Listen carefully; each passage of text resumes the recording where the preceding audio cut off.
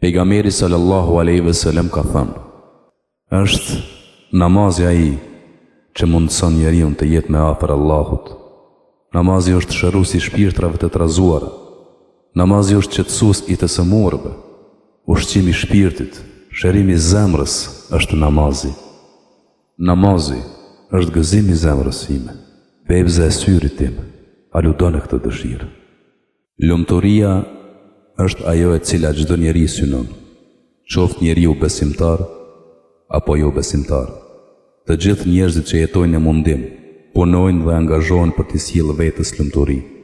Mirë po, lumturia e vërtet është ajo të cilën Allahu xhallal shanehu e ka definuar më së miri në mënyrën specifike në Kur'an. Sepse Allahu është krijuesi i njeriut, krijuesi i kësaj bote, botës tjetër dhe krijuesi i gjithësisë.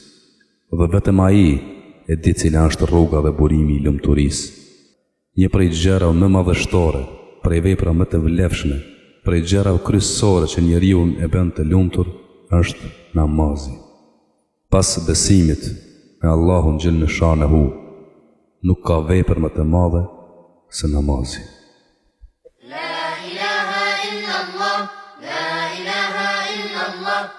محمد رسول الله عليه صلاة الله لا إله إلا الله لا إله إلا الله محمد رسول الله عليه صلاة الله بسم الله بدأت كلامي Qysh prej kur lind fëmiu që e ka për obligim sipas haditheve të pejgamberit alayhis salam që e zanin t'i thret në veshin e djathtë, i kametin në veshin e majt. Pastaj të filloj qysh prej moshës 3 vjeçare, domethënë prej moshës kur fëmiu është në gjendje të kuptoj, të filloj që fëmiun ta mësoj çështje ose ta mësoj gjëra të mira që përkojnë me vet personalitetin e fëmiut, t'ia mësoj atij Kur'anin dal nga dal, t'ia mësoj edhe namazin dal nga dal, në mënyrë që kur të arrin në moshën 7 vjeçare, siç ka thënë pejgamberi alayhis salam, urdhënoni thot fëmijët e juaj që të falin namaz kur ata janë në moshën 7 vjeçare. Prindi duhet të ketë një pedagogji, të jetë i përgatitur në aspektin pedagogjik se si të afton fëmijën që të falë namaz. Se çdo fëmijë vepron në bazë të veprave që i bajnë prindrit e tij. Natyrë detyra e parë çdo musliman është ta njeh Allahun. Pastaj ta fal namazin.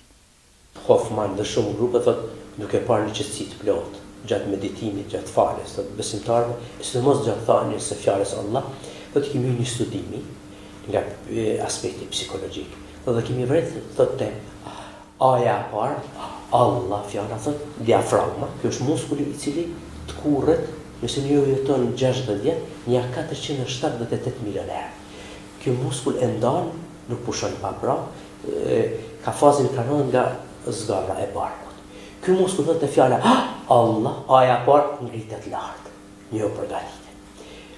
Lëja e dytë thot mbushen të gjitha bronshet dhe bronkeolet, thot mbushen në mushkël. Do të thotë arrit një qetësi e sistemit respirator. Lëja e dytë, mushrit janë të mbushura tërësisht dhe Allah, hyja e tretë në fund, thot arrihet qetësia e zemrës. Prandaj te fjala Allah thot kemi vërtetuar që arrihet një baraspjesh e plot e sistemit kardiopulmonar. A ky është sistemi, këto dy sisteme kryesor në të cilat funksionon organizmi.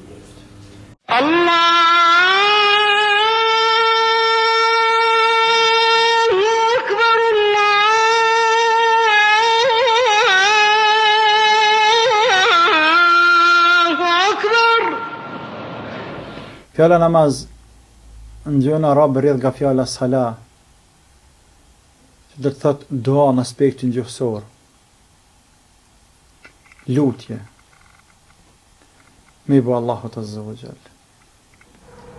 Është namazi i vetmi fars, i vetmi obligim, i vetmi ibadet i cili është bën obligim direkt nga Allahu dhul Jalal te Muhamedi sallallahu alaihi wasallam, pa ndërmjetësimin edhe vet Xhibrilit. Namazi, për dallim prej të gjitha këtyre, është shpallur në një natë, në një ngjarje e cila është e jashtëzakonshme dhe është interesante, ka të bëjë me udhëtimin e njohur të Muhamedit sallallahu alaihi wasallam, i cili është i njohur si udhëtimi i Isras dhe Mi'rajit. Dhe në këtë rast, derisa Muhamedi alayhi salatu wasalam ka qenë në qiell, me fqinjësinë e Allahut Azza wa Jall, atëherë i është shpallur obligueshmëria e namazit. Kjo në vetvete flet shumë për vlerën e namazit dhe flet për faktin se namazi vërtet është një privilegj i madh dhe secili besimtar duhet ta përjetojë namazin sikurse është një ngritje shumë e lartë deri tek Allahu fuqiplot. Falja e namazit është një obligim të cilin e ka obligu krijuesi i gjithësisë për neve. Dhe një njeri, qoftë intelektual apo jo, ai duhet ta kuptoj se për t'ju nënshtruar Allahut, krijuesit të gjithësisë, ai i cili furnizon këtë gjithësi, e mban këtë gjithësi, duhet t'i nënshtrohemi në atë mënyrë të cilën ai na ka mësuar, përmes pejgamberëve të tij, shpallëve të tij. Pejgamberi sallallahu alaihi wasallam ka thënë: namazi është shtylla e fesë, drita e besimit dhe e zemrës, qelsi i lumturisë, miraxhi i besimtarit. Çdo mend se namazi është fitore, namazi është sukses, namazi është shpëtim. Andaj ka thënë Allahu xhaleshanu qad aflaha almu'minun alladhina hum fi salatihim khashi'un, kanë shpëtuar besimtarët ata që namazin e tyre e falin me përulje. Si kanë mbetur obligim 5 kohët e namazit gjatë një dite, gjatë 24 orëve. Atëherë i është obliguar Muhamedit sallallahu alaihi wasallam falja e 50 kohëve të namazit. Mirë po, sikurse përshkruhet në detajet e atij udhëtimi, kur ka kaluar ka Musai a.s. i cili ka qenë një prej pejgamberëve që ka qenë më herët para Muhamedit a.s. ai e pyeti se ç'të dhuroi Allahu fuqiplot ty në këtë udhëtim. Ai tha, Allahu më dhuroi namazin, të cilin më obligoi që unë dhe pasuesit e mi ta falim 50 herë gjatë ditës dhe natës. Musai a.s. i tha se kjo është e vështirë për ty, nga se unë kam përvojë me njerëzit dhe e di se ata sigurisht se do ta përjetojnë një rand një gjatë të tillë. Andaj ktheu tek Allahu dhe kërko që ta lehtësoj ty dhe umetit tënd një gjatë tillë. Ai u kthye dhe vazhdimisht duke u lehtësuar nga 5 derisa arriti në gjendjen përfundimtare që është 5 kohët e namazit dhe Allahu shpalli dhe proklamoi se fjalat tek unë nuk ndëron, ato janë për juve 5 ndërsa për mua janë 50, që do të thotë se nëse i fal 5 kohët e namazit, shpërblimi do të jetë sikur se të falen 50 kohë. Një ditë pejgamberi hypën në hutbe në këtë mimberin dhe na mbajti një legjërat duke thënë: pasha atë që shpirti im është në dorën e tina, ai musliman i cili fal 5 kohët e namazit, i jep zakatin, agjeron Ramazanin, e bën haxhin, do t'i thuhet atij në ditën e gjykimit, hy për cilës do derë të xhenetit. Adhurim 5 herë në ditë, do të thonë komunikim me fuqinë binatyrore ose forcën absolute, ose më mirë me thënë me Allahun kofshën fal, që me adhuru, me nderu, me respektu edhe me rujt shpirtin, esencën e tina.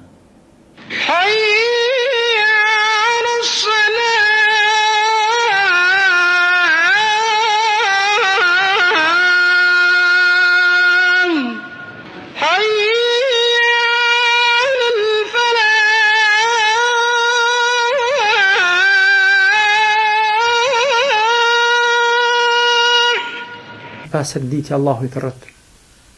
Eja namaz, eja në shpëtim. Në shpëtim. Një herë kemi një rast kur Aisha, bashkëshortja pejgamberit alayhi salam, i thot pejgamberit zgjohet dhe shikon pejgamberin duke falur namaz, kurse këmbët e pejgamberit ishin të ajura, të lodhura nga qëndrimi në këmbë. Edhe i drejtohet: ja Rasulullah, o dërgumi i Allahut, pa nuk të mjafton ty kur Allahu t'i ka falur të gjitha mëkatet, ato që ke bërë më herët, ato nëse bën të ardhmë, thot.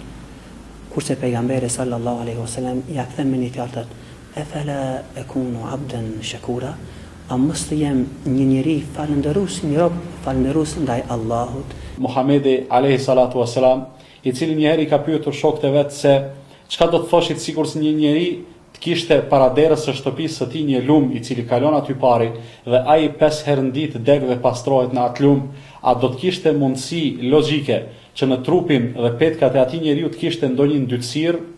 Ata u përgjigjen jo. Tha, kështu është shembulli i namazit, i cili 5 herë në ditë ja mundson njeriu që të fisnikrohet, që të pastrohet, që ta ngrisë shpirtin e tij, që ta gëdhend moralin dhe sjelljen e tij, dhe në këtë mënyrë do të thotë që të ngritet me shpirtin dhe me trupin e tij më afër në pozitë dhe autoritet tek Allahu fuqiplot.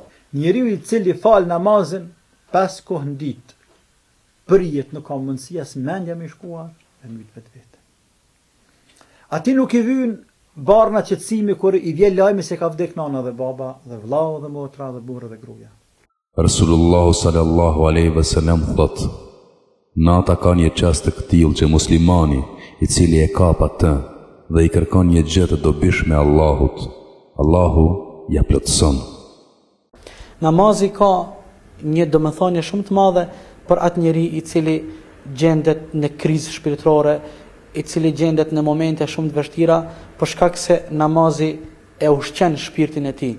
Po nëse ne e falim namazin në mënyrë të plot, ashtu siç na ka porosit pejgamberi Muhammed a.s. dhe ashtu siç na ka obligu Allahu me librin e tij Kur'anin, ne të tri kuptimet e bëjmë lidhjen e fortë me Allahun, bëjmë një lutje te Allahu xhaleshanu dhe fitojmë mëshirën e Allahu xhaleshanu, e që është synim dhe cak I të gjithë neve besimtarë musliman.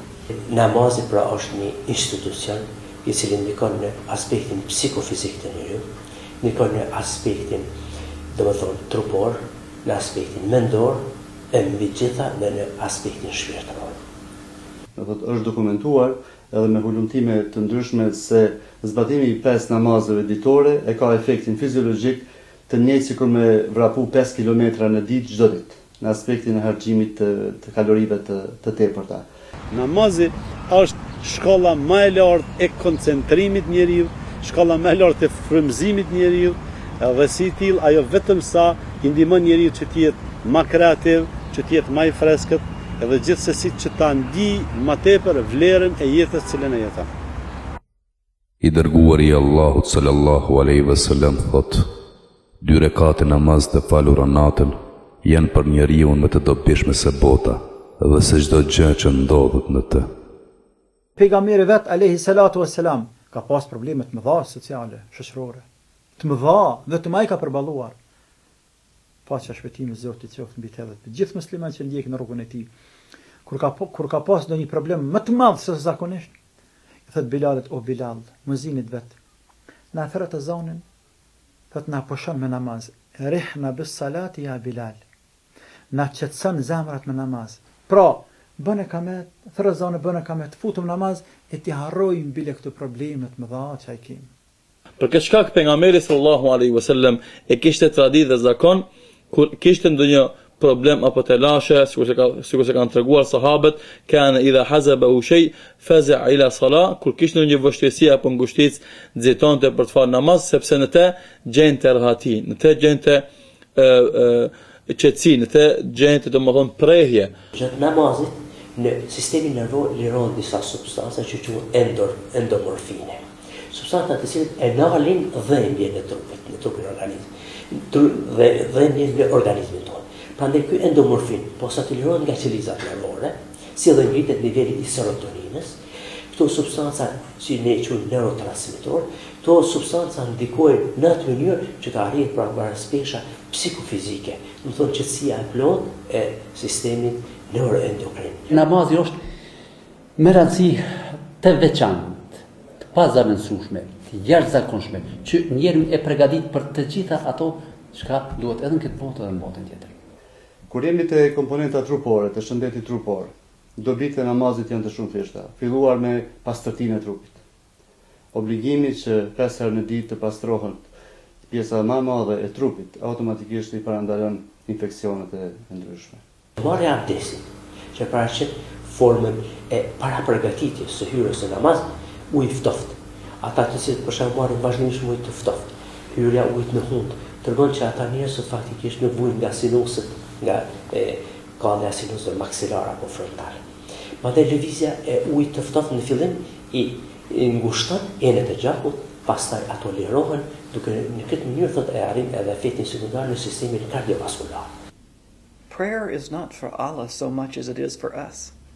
And you think, when you do your wuzu, your blood pressure goes down, your temperature goes down, you become more calm. So prayer itself calms the individual. And obviously the more people who pray, and pray sincerely, then not only are you calm, but at least my belief is you begin now easier to live Islam. Gjatë marrjes së abdesit, nikosisht vjen edhe te prekja e pikave të caktuara në trupin e njeriu, të çuplakat e durve, pastaj parallërat, pastaj qafa, vetë aurikullat e laprat e veshit, dhe në këtë rast me këto presione, i cili bëhet gjatë parkimit, gjatë pastrimit të këtyre pjesëve të trupit, po ashtu edhe shputat e këmbëve, bëhet nikosisht edhe stimulimi i pikave të caktuara energjetike, të cilat kanë spjegim sipas mjekësisë së vjetër kineze, dhe kjo metodë e shërimit, quhet akupresur, do nikosisht të kemi një stimulim të tillë. Namazin mund ta quajmë pra që është një ilaç trupor, shpirtëror dhe mendor. Lidhëria e drejtë për së drejtë, por e sinqerta, me krijuesin dëshpërim nuk ka. E një prej atyre është adhurimi gjithsesi namazi, i cili e eliminon atë, se Zoti gjithmonë është i mëshirshëm, gjithmonë ndihmon. Të jeni të sigurt edhe nga përvoja profesionale mund të them se njerëzit të cilët janë besimtarë, të cilët zbatojnë namazin në mënyrë të rregullt, ndonse mund të kenë probleme të natyrës psikike, probleme të ndryshme, megjithatë ato i të kalojnë shumë më lehtë dhe këto çrregullime zgjasin shumë më shkurt te ta.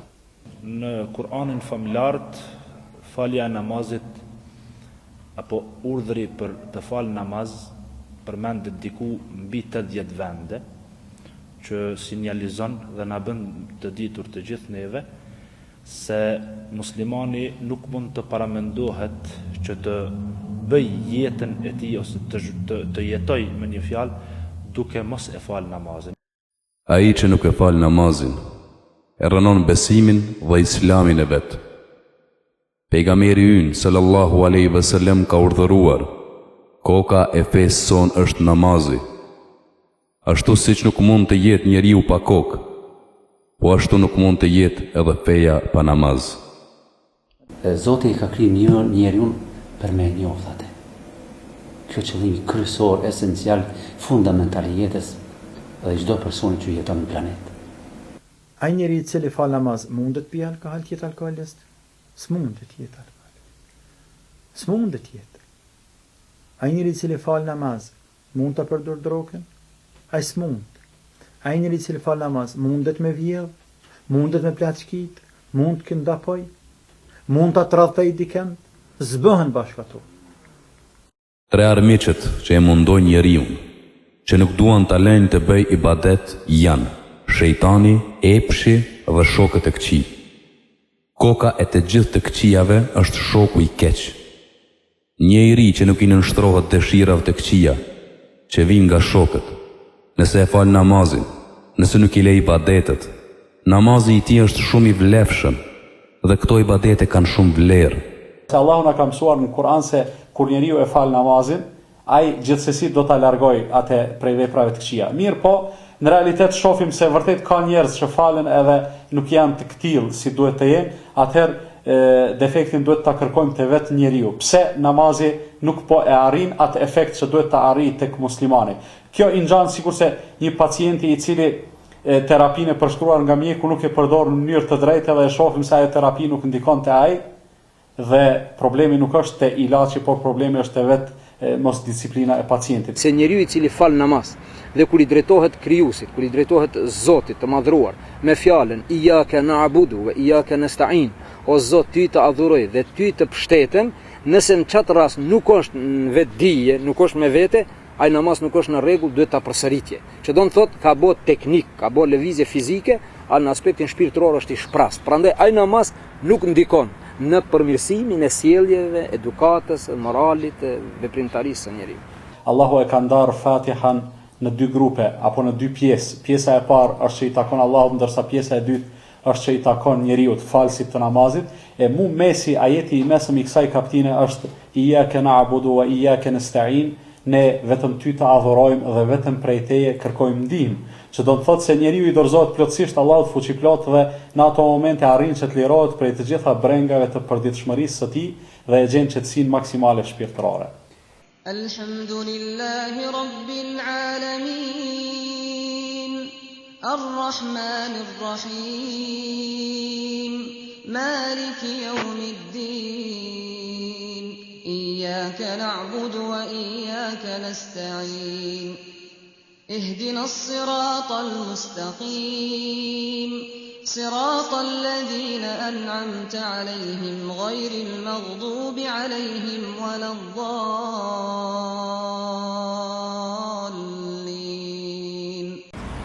ka me mira polic të antitrafikut, antidrogës, antialkoolit, të gjithë, si më thënë, fushave të devijimeve psikosociale, derdhen me miliarda mjete për të parandaluar dukurit negative të prostitucionit, narkomanisë, të trafikimit, të krijesave njerëzore etj.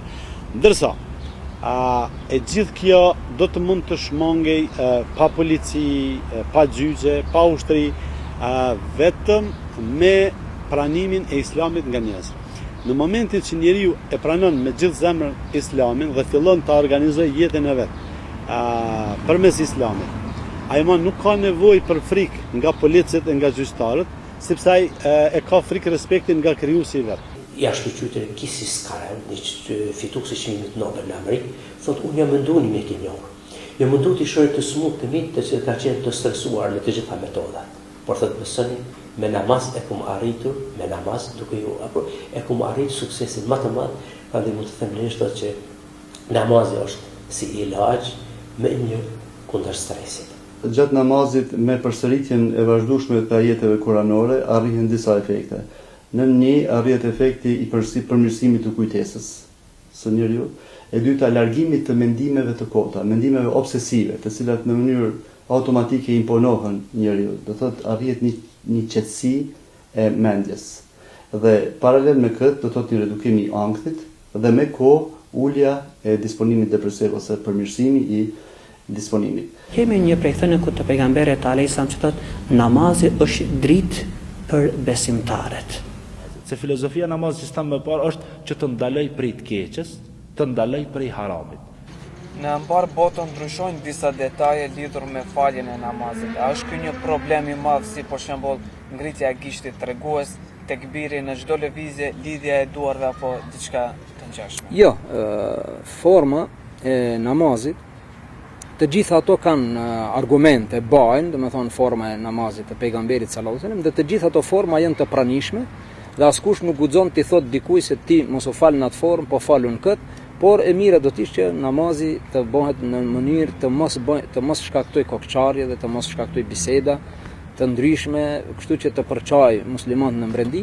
Namazi ka të gjitha ato forma janë të pranishme, pra ajo është një tolerancë në islam, të gjithë kanë të drejtë të falen në ato forma, po në një trup, në një mes, në një xhamat ku janë mësuar dhe janë adaptuar njerëzit në një formë, do të ishte mirë që t'i përshtaten njerëzit çasaj forme që të mos shkaktohen ndasi dhe të mos shkaktohet urrëtie, se urrëtia është më e madhe se mos praktike e disa gjërave. Lejohet që derisa të mësohet mirë se si të falet namazi apo derisa të mësohen rregullat e namazit, të falësh edhe me një letër përpara, pse jo, ose duke treguar dikush se si bëhet. Në fillim të shkohet me falje për shembull me falje vetëm të xumas. Vetëm të xumas, bile një herë në javë. Pastaj dal nga dal ti praktikojmë ato namaze që kanë recate më pak. Forma më e lehtë që të hyjë njeriu ta fal namazin. E dal nga dal të zbresin edhe ti praktikojnë namazet, domethënë të gjitha ditore që janë. Kuptohet në fillim nëse i rëndon dikan recatet e shumta që ka, recate namaze, recatet shumta, domethënë me farze, me sunete, me gjitha, atëherë në fillim ti praktikoj veç farzet, derisa namazi ose dashuria për vetë namazin të zë vend në zemrën e tij, e më pas të filloj ti praktikoj edhe të gjitha. Forma më e lehtë është vetëm tek bindja e personit, ashtu siç mendojmë ne.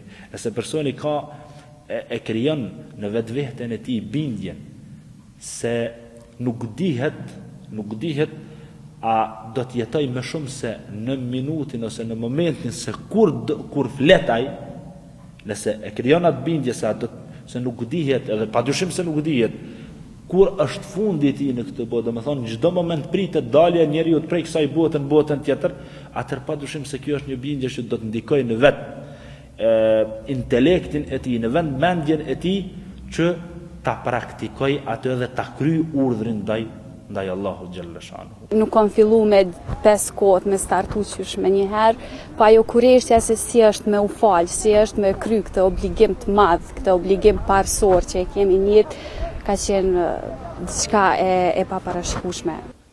Po ju pengon në punën ju që e bëni tani? Falja? As pak. Po është një punë e thjeshtë që. Nuk ka as pak pengesa, nuk kisha mujt me cek. Sigurisht kem termine që është në kohën e namazit, domethënë bashkë në qatë kohë. Edhe kur t'vjen ajo kohë, ndoshta ndonjëherë nuk mund ta fali bashkë në kohën e duhur, mirë, po do ta fali më një herë mas ushtrimeve, po nuk kisha thonë ajo nuk u merr as pak kohë. Nuk ka mundësi që namazi me pengu, sepse e dim që për shembull nuk është patjetër namazi posa të thirrë zani mu fal. E brenda një kohës namazit ka diku 3 ose 4 orë, brenda asaj kohe 4 ose 5 minuta mund gjindem për më fal, kështu që absolutisht nuk është arsyetim që mund të pengoj namazin punë. Kështu namazi jo që nuk pengon, përkundrazi njeriu i ndihmon edhe ja lehtëson menaxhimin më të frytshëm që është i mundshëm të jetës dhe të aktivitetit të tij, si në shkollim, në studime, në punë, në organizimin e punëve të ndryshme, madje edhe në bartjen e përgjegjësive. Namazi domethënë vetëm sa ka rezervu kohë më shumë për me gjetë kohë për mi realizu qëllimet e mia si në shkencë, si në punë, si në jetën time private. Përderisa para se me fal namaz, shumicën e kohës e kam kaluar nëpër kafeteri me shoqëni të keqe, në punë të kota për cila nuk kam pas as pak dobi, vetëm do. Tashti domethënë që jam largu prej aty në xhanave vazhdimisht me faljen e namazit, unë e gjoj kohë shumë më shumë, edhe më përkushtu për familjen time, edhe më përkushtu për shkencën, edhe për punën, edhe për jetën time kështu në përgjithësi. Falja e namazit është shkaku i cili njeriu e përgatit që të jetë i suksesshëm në çdo porë të jetës. Nuk më pengon, po ndoshta vetëm më jep vullnet dhe më shtyn me punu më tepër, më pengu asesi. Të shprehet jam në punë, jam njeri i mirë, akoma jam i ri për të falë namaz, a hento arsye për mos faljen e namazit? Fjala jam në punë, nuk kam kohë, është e shprast, e kot, se shumë pak do të harxhon njeriu kohë nga jeta e tij nëse ai fal 5 kohë të namazit, shumë pak. Disa ulema kanë llogaritë se 2% të kohës së tij, gjatë jetës së tij mund të harxhon njeriu duke fal 5 kohë të namazit, që do të thotë koha nuk është në pyetje. Jam në punë, kuptohet se njeriu edhe në punë kur është gjen pak kohë të ndez një cigare, të pin një kafe, të bisedoj diçka, do të thonë jepet mundësi edhe atij. Jam njeri i mirë, nuk ka kur far kuptimi që të jetë njeri i mirë e të mos fal namaz. Se i parë i mirë për me qenë duhet të jetë mirë me krijuesin, dhe të zbatoj urdhrat e Allahut e të jetë i mirë. Nuk di si mund të jetë një punëtor i mirë në një fabrikë, të thotë unë jam punëtor i mirë i fabrikës e të mos shkon në punë. Jam nxënës i mirë, mungon në klasë. Jam student i mirë, nuk përgatitet. Pra i mirë për të qenë te Allahu, duhet të zbatoj urdhrat e Allahut, dhe atëherë është i mirë. Jam i ri edhe kjo është një prej gabimeve se namazi bashkë në rini është i duhur dhe është i vlefshëm. Një i ri për ibadetin e bërë shpërblet me më shumë se vape se i moshuari. Për pak ibadete i ipen shumë shpërblime. Nëse e dëgjojmë një njeri duke thënë se unë jam njeri i mirë, jam bamirës, nuk ja du të keqen askujt, i themi fale edhe namazin do bësh akoma njeri më i mirë. Pejgamberi a.s. transmetohet prej tij se kënaqësinë më të madhe në jetën e tij, domethënë gjithmonë kënaqësinë më të madhe ka pas gjatë faljes së namazit. Allahu xhel në shanehu thot: O ju që keni besuar, kur të keni besuar, kur të thirreni ditën e xuma për namaz, lëreni shit blerjen dhe vrapani më një herë për të përmendur Allahun, sikur ta dinit, kjo është më e dobishme për ju. Kur të kryhet namazi xumas, atëherë shpërndahuni nëpër tokë dhe kërkoni mirësinë e Allahut dhe përmendeni Allahun shpesh. Ndoshta do të shpëtoni. Çfarë është vlera dhe obligimi i namazit të xumas? Namazi i xumas është namazi javor, i cili është obligativ dhe arsyet shumë lehtë mund dikush të gjejnë arsye për mos faljen e namazit. Dobit e faljes së xumas janë shumë të mëdha nga aspekti, sidomos nga aspekti shoqëror, kjo është një takim i muslimanëve gjatë javës, qajtje e halleve, pyetja e halleve të njëri tjetrit, të mos lejon që muslimanët të largohen prej njëri tjetrit, nëse nuk mundin u taku 5 herë në ditë, bere obligative që brenda javës të takohen njëri me tjetrit, të adhurojnë Allahun dhe të pyesin hallet e njëri tjetrit dhe të ligjëruesi i lagjes, i fshatit, i qytetit të trajton çështjet mendoj aktuale të cilat i preokupojnë atë mas dhe kështu që vlera e namazit të xhumas dallon nga çdo ibadet tjetër, bashkë sikur namazet tjera.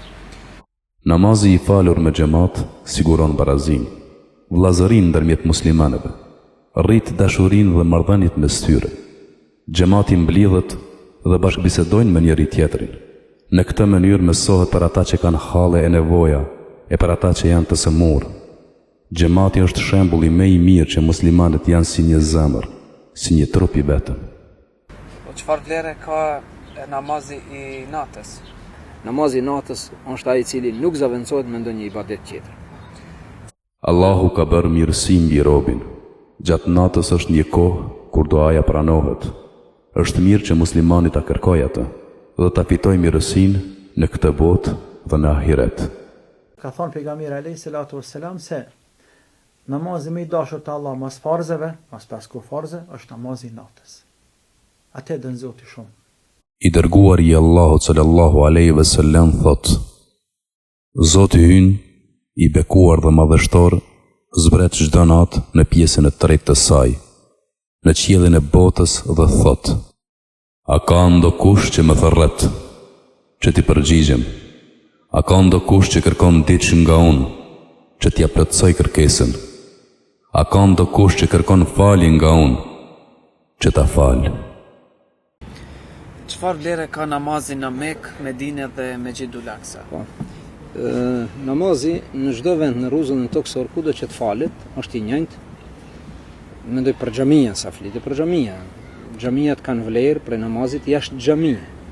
Ndërsa xhamia si xhamia dallojnë vetëm tri në rruzullin toksor. E para është Mesjidul Haram, pra Qabja, ku një namaz dallon në Qabe me mbi 100.000 namaze jashtë Qabes. Një namaz në xhaminë të pejgamberit sallallahu alaihi wasallam, e cila quhet Mesjidi Nebevi, atje dallon një namaz nga xhamia të tjera mbi 1.000 namaze. Do thonë shumë fishohet.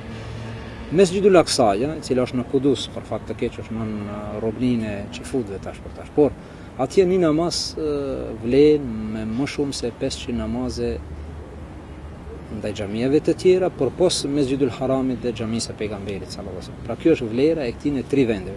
Tjera xhamia janë të barabarta, të gjitha në rruzullin toksor kanë të njëjtën vlerë. Mos falja është gjunah i madh.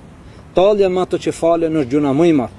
Pengimi i atij që falen është nga të kufrit. Domethënë të pengohet një njeri që fal namaz nuk ka ndonjë gjunah më të madh dhe nuk ka ndonjë urrëtie nga Allahu fuqiplot dhe ndonjë dënim, ndonjë ndëshkim më të rëndë se për njeriu që e pengon tjetrin të mos i lutet krijuesit dhe të mos i bjen në sejdë Allah. Allah calls those that he wants to call. So what I can do is I can offer my life as an example. And many times I have people who say, look, Mustafa, we've known you. Well, tell us about Islam. So I have an opportunity to share the Quran with them. But I don't judge them if they're not. I leave the judgment to Allah. Profeti alayhis salam I ka pasur të gjitha ato. E dashti Allahun më shumë ti, na krijuesi. Durim të jashtëzakonshëm, se jeta I sinqert gjithmonë. Burshteti, trim, I mëshirshëm, sentimental, shumë I dashur. E plot vlera të tjera është unikat në botë. Për fat keq, na nuk e studion. Pa njeri, po është profet që Zoti e ka dashur edhe e ka dërguar njerëzimit, për çka na më shumë e studion një filozofi, e plot shkenca të tjera, që truni prodhon shkencë, po çka do të dituri hyjnore ose të e natyrshme ose sistemi jetës. Kështu të kuptohet Kurani edhe hadithi praktika e profetit. Urdhërimi në punë të mira, sidomos në namaz, është obligim I çdo besimtari. Nuk është obligim vetëm I hoxhëve, I teologëve, por urdhërimi për faljet e namazit është obligim I çdo besimtari dhe shpërblimin e merr të plot çdo njeri që vepron dhe aktivizohet në këtë drejtim. Inshallah, secili fillon sa më parë, unë I kam dhe shokët e mi, moshës sime, Në thëmë, nështë pak ma të ri, që bashkë me mu, e qajmë atë kohë që na ka kalu. Atë kohë pak e të edukat. Duhet të kemi kujdes shumë ndaj namazit, kur dije se edhe një prej çështjeve të para që do të pyetem, do dhem llogarit para Allahu xhaleshanu në botën tjetër, do të jetë namazi. Allahu xhaleshanu i ka mësuar besimtarët se namazi nuk lihet në asnjë formë, në asnjë situatë, madje edhe në luftë kur je, duhet të fal namazi. A mund të pajteni njeri me thanën pa hap buk një herë në javë? Me mjaftën për një javë ditë. Pa hap buk 2 herë në vit. Namazi është më i rëndësishëm se sa ushqimi për trup. Namazi është më i rëndësishëm, më i vlefshëm, më i dobishëm për shpirt se sa ushqimi për trup. Pejgamberi a.s. ka thonë, thot falun në këmbë, salli qaiman. Nëse nuk mundesh, atëher ulën. Nëse nuk mundesh, atëher edhe shtrirë. Qoftë liri, qoftë në robni, qoftë në luftë, qoftë në paqë, qoftë në rrugë, qoftë në vend, shtëpi, në vend qëndrim. Asnjëherë namazi njeriu nuk bie përderisa të ketë metë në kokë. Namazi është diçka që duhet kryer, prandaj çdo i ri i cili do të hynte namaz, kishte me vret më së miri ti vet se çfarë do të ndjente më pas. Domethënë se është e kotun me fol ndoshta deri nesër mëngjes rreth ndjenjes të cilën krijon namazi, nëse ti vet nuk e përjeton, është shumë e vështirë me kuptu. We have to behave the way Allah taught us to behave. Nuk ka të drejtë njeriu që nuk fa namaz me ecë lirë tok Zotit. Më rrezit për diellit Allahut. Me thith ai të lihet Zotit në planetin Allahut. Nuk ka drejtë.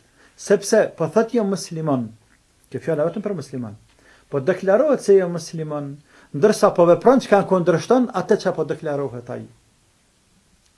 Për atë arsye nuk imagjinohet shoqërinë islame që njeriu të jetojë pa fal namaz. Namazi nuk kompenzohet me asgjë tjetër posa me namaz. O vëllezër musliman, duhet të sillemi mirë, të jemi fjalë ëmbël e të buzëqeshur, edhe me ata që nuk janë musliman. Duhet të jemi shembull me moralin ton, dhe t'i bëjmë ata që ta duan fen ton. Alif Lam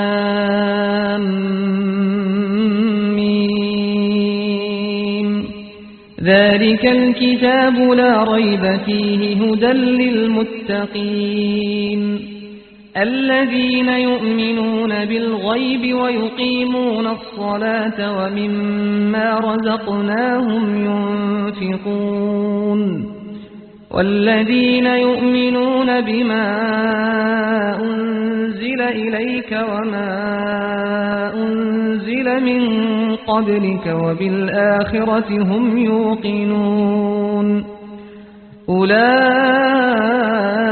على هدى من ربهم وأولئك هم المفلحون إن الذين كفروا سواء عليهم أأنذرتهم أم لم تنذرهم لا يؤمنون ختم الله على قلوبهم وعلى سمعهم وعلى